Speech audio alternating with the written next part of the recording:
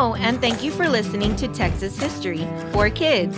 I'm your host, Michelle Gallegos, an educator, writer, history nerd, and novice investigator. Each week on the show, we will learn about interesting parts of Texas history, from battles and historical figures to the odd and enchanted.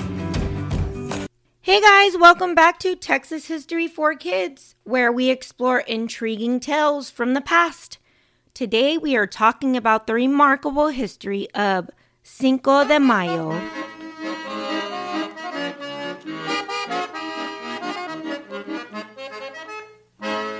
Which just basically translates to the 5th of May. Now, this is a celebration that many people believe is actually a celebration for Mexico's independence, but that's just not the case. This celebration commemorates a different extraordinary moment in Mexican history, the Battle of Puebla. So, why are we talking about Mexican history? Well, Texas was once a part of Mexico, and many of the celebrations are still celebrated in Texas because its ancestors are from Mexico. Plus, it's not a secret. As I've said before, Texans will find an excuse to party for anything. Cinco de Mayo is one of those reasons. Okay, so without further ado, let's set the scene.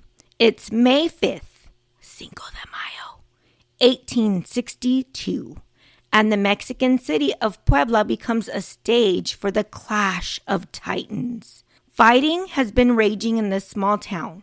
On one side, the French Empire, which is led by Emperor Napoleon III, is making his presence known in Mexico. He wants to establish dominance or ownership in Mexico and expand France's territory in the Americas, which includes, you guessed it, Mexico. On the other side is the Mexican army, who is led by Commander General Ignacio Zaragoza, who is not going down without a fight, and he's determined to defend his homeland against the French takeover. So the city of Puebla is just southeast of Mexico City. The French plan on invading the small town of Puebla because they didn't plan on stopping there. It was just simply a way to Mexico City, where they really want to be, and of course where the Mexican government is established.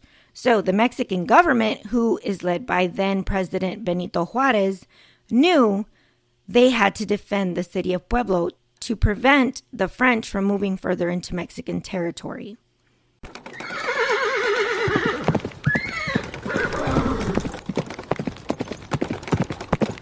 The French forces, who had way more people and firepower, begin by launching a relentless assault on the Mexican army.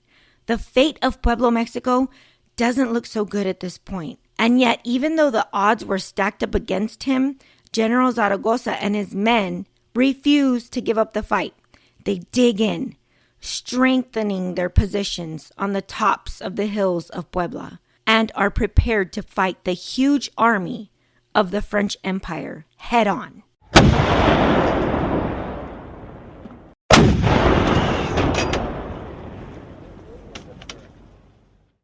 Before we move on, if you or your child have benefited from this podcast, why not pay it forward?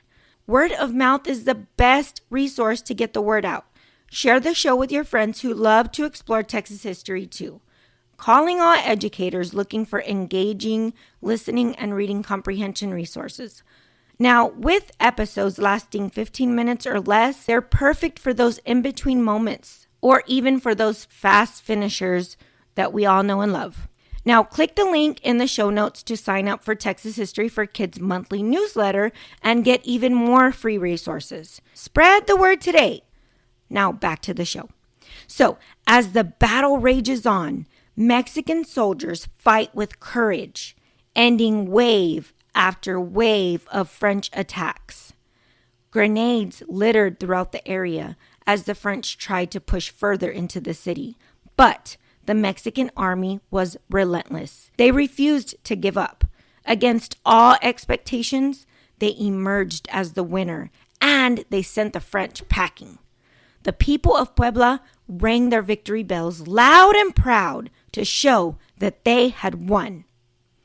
So the victory at the Battle of Puebla was more than just a military triumph, though, guys.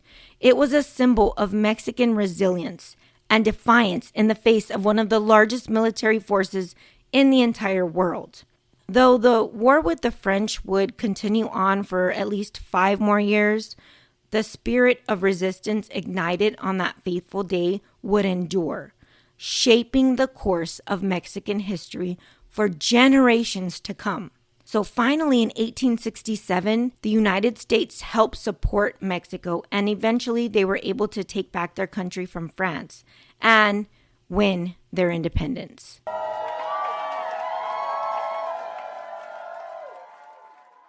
And so every year on May 5th, Mexicans around the world, especially in Texas, come together to celebrate Cinco de Mayo, honoring the legacy of those brave soldiers who fought to defend their homeland from the French invasion. Today, it's a day filled with festivities, including music, dance, and of course, delicious Mexican food. It serves as a testament to the spirit of a proud and strong people.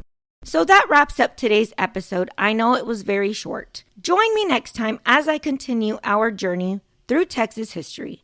Until then, remember to celebrate the past and embrace the present. Don't forget to click on the link in the show notes to get your hands on the Cinco de Mayo coloring pages, reading passages, and writing activities. This week's question is, how do you celebrate Cinco de Mayo? Do you celebrate Cinco de Mayo? Send me an email with your thoughts and I might feature it in a future episode. michellegallegos.author@gmail.com. Thank you for listening, and remember, yesterday is today's history.